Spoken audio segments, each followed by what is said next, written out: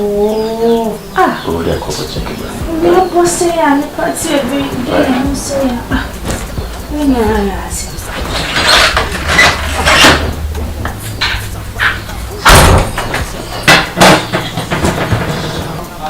What's the matter? Wow.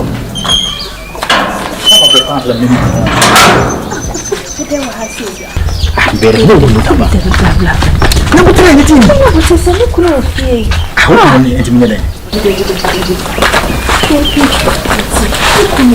When one queen you, man. I don't know one friend of yours. Before, ma. Oh, Mr. Wood, call your back, sir. There are meeting about one come. Let them open the knuckle.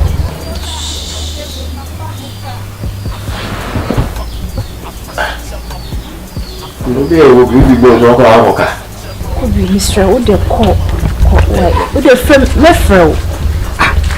Meeting come off and celebrating it as we shall make one. Good day, now turn on the corner. You don't come more and no one paid you, man. Eh? Shall go on once on the sabo. Oh, Matilda, Michelle.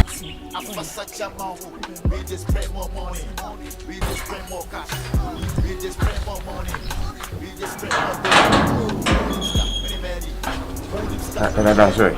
You condemn for me. Whenever some had you also open it. Well, when you children, if you are by shed them, you do so.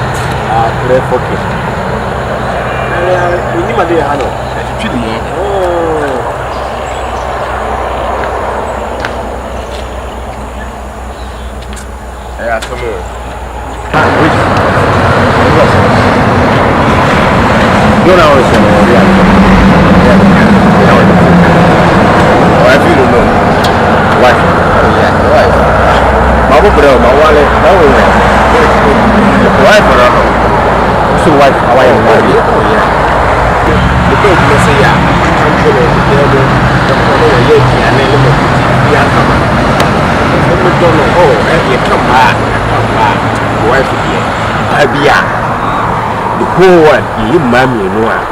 When you can get what you mean. Oh, bow, you do that. I'm going to come out.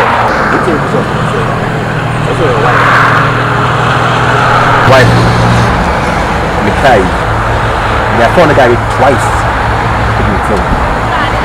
Maybe wife. Oh, wait.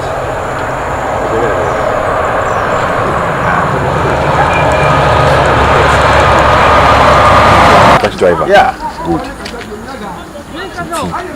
And I was saying, me who knew that? The bar only to enter me beside me. Say, me cry, and the phone guy twice at the hotel. Okay, I hotel which? Then I say, I don't tell the Casano or maybe I may make Jam over here. No, what way, oh, yeah. So that's it. So the old PS will call out to me, you know, no, so no one of them who is Ayoma, right? But maybe a mental control and say, for it to form. No longer say Titi. Who was my friend? Oh, there. Whatever I say, I'll be there. I'm going to be down there. Say, and you're not going to cry out the back. I said, why? Yes, but to the Nico Bound. And maybe we can have my Ayoma. And the Pokuaa and the Pokuaa. I'm afraid, yeah, black. The banana of a pan and a song. Yeah, I can't move to listen on me Pokuaa and you hold your man. Why? Me, Judy.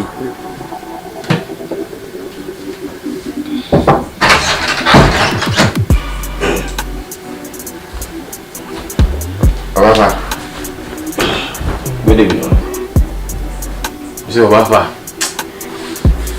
I say, I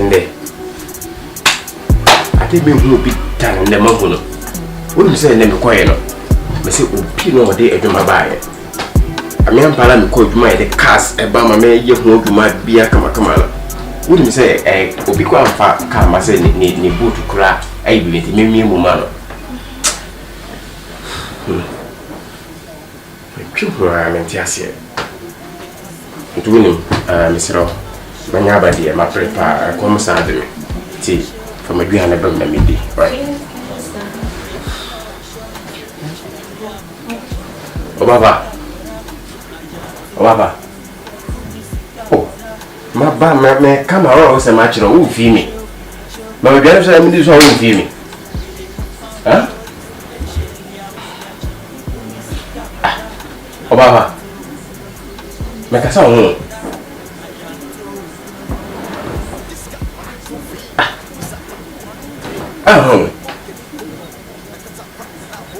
Me free fear and quite man. Want to say, then I see. Mamma, no big men in news. How? Then put the way today, and Pessa.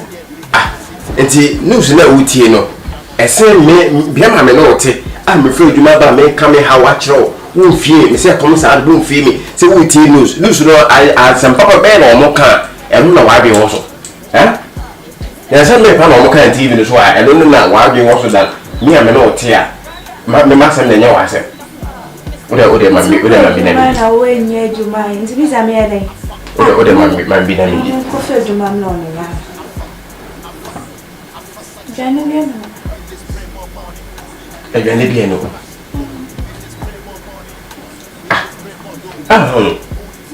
No more, I meant to ask you. Person consider us. Yea, you're not a social. It's your name. Eh? Ah, sick.